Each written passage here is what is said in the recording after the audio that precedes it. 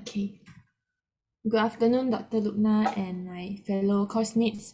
So today, Ku and I will be presenting on curriculum changes in Malaysia, in the Malaysian English education, and called KSSR. So firstly, we'll look at an introduction.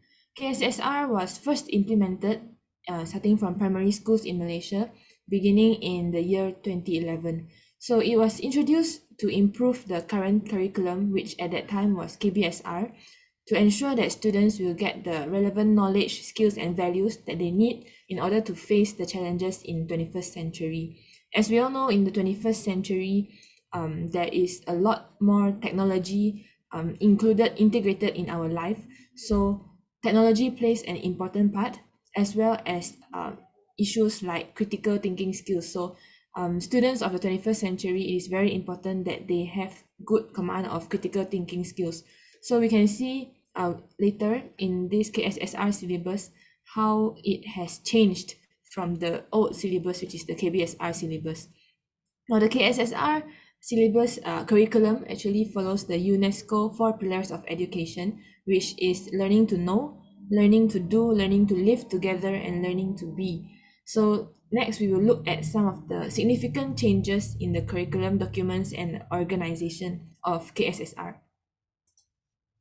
So firstly, before we look into KSSR further, we want to look at curriculum change and implementation. So this is according to research. There are 5 different types of changes that takes place when a curriculum is being changed. So there's substitution, alteration, perturbations, restructuring, and value-oriented changes.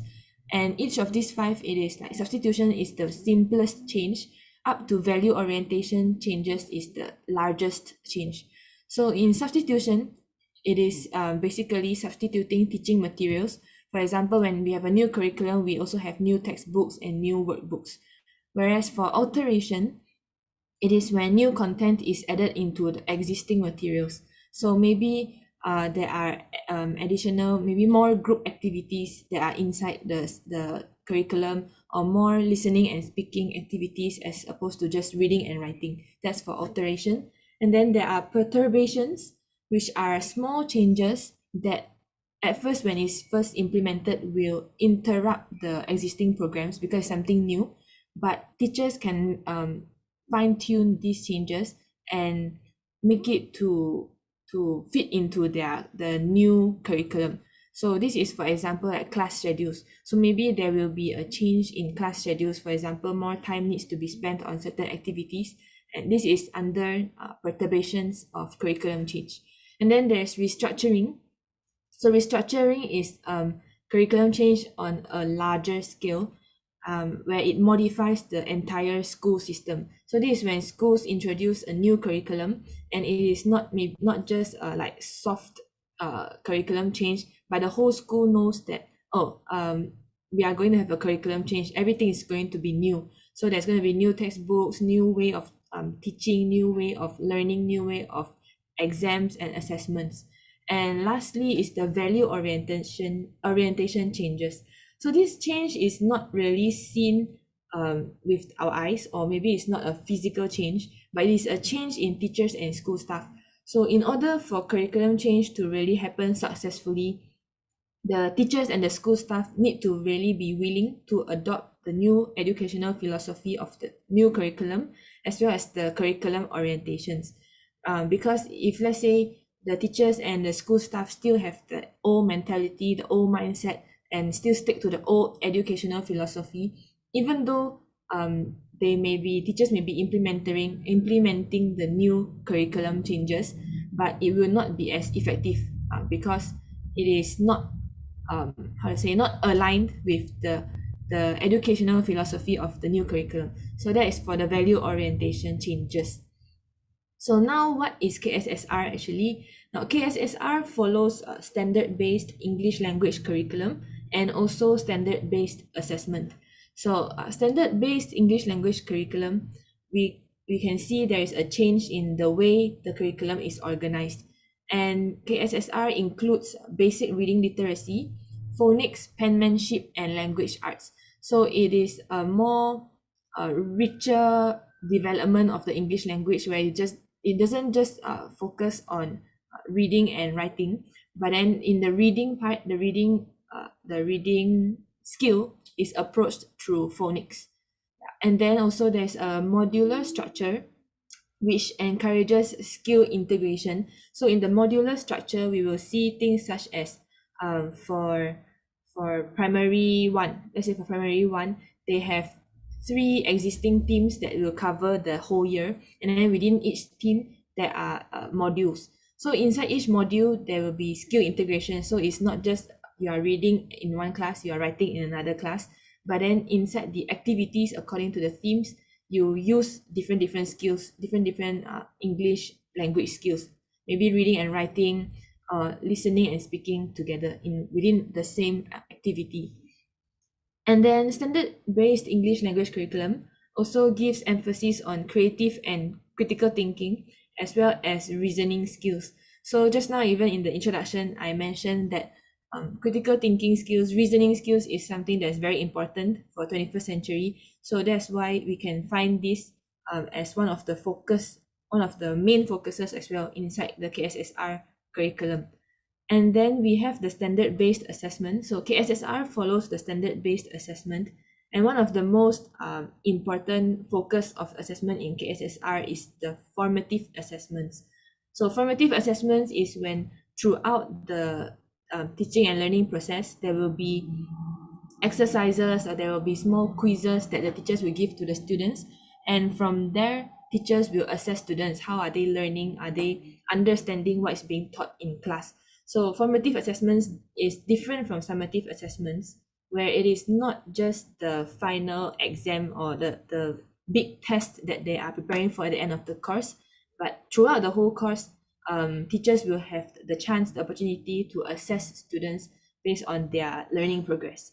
So that formative assessment is one of the focus of KSSR, which is not so much focused in KBSR previously.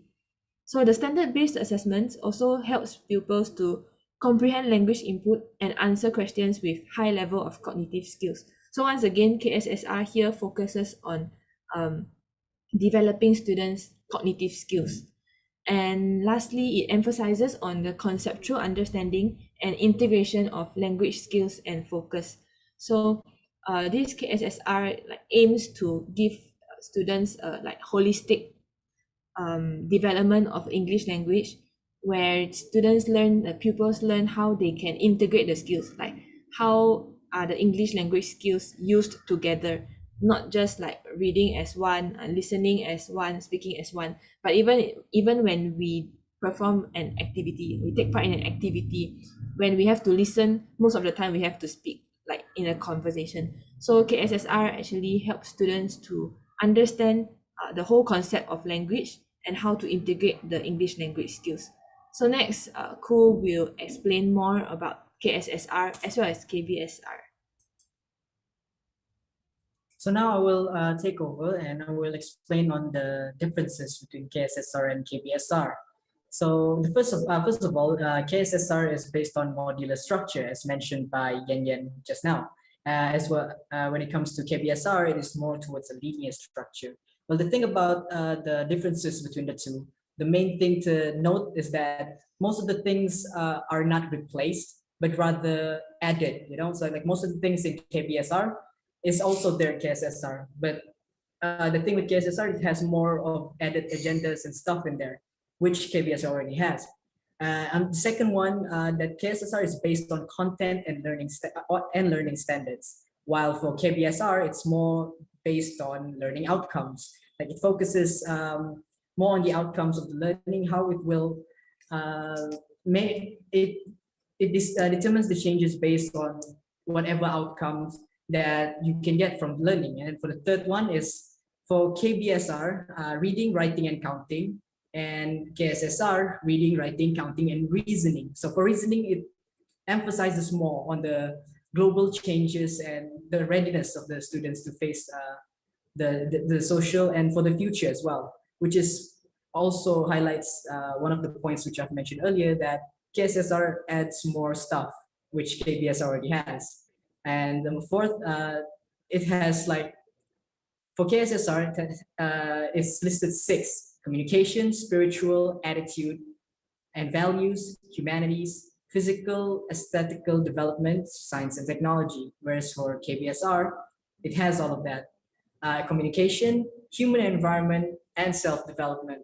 And when you take a look at that, the science and technology is definitely one of the most notable one that we need to put focus on, because from 2011, they put more focus into science and technology because it adjusts to the changes of the world as well. So like the thing with the curriculum changes, it's more towards like it's always adjusting from time to time. The things will always change with what's the word, suitable for our day and age. Like for KSSR, as you can see, it's all also based on a curriculum which was previously improved on, and KSSR is an improvement of KBSR. So that's basically how it goes between the two. Next slide, Ian. So for conclusion, the purpose of English education in Malaysia is to equip people with basic knowledge to enable them to communicate effectively in a variety of contexts. KSSR aims to do so in a level that is appropriate to the pupil's level of development. It also gives emphasis to creative and critical thinking, as well as reasoning skills, as I've mentioned earlier, which is incorporated in learning standards. Now, this is to enable the pupils to solve problems, improve on their decision making, and express themselves in creative, simple language. And KSSR also takes into account the global changes in the 21st century and aims to prepare pupils for their future. Now, this is like, for example, the science and technology as well. And most of the things in KSSR, they basically re-highlight and emphasize the language arts, the phonics, as well as the penmanship. And it also puts emphasis on conceptual understanding and integration of language skills and language focus rather than the traditional way. So yeah, that's it from Yan Yan Yan. Thank you, Doctor, and thank you to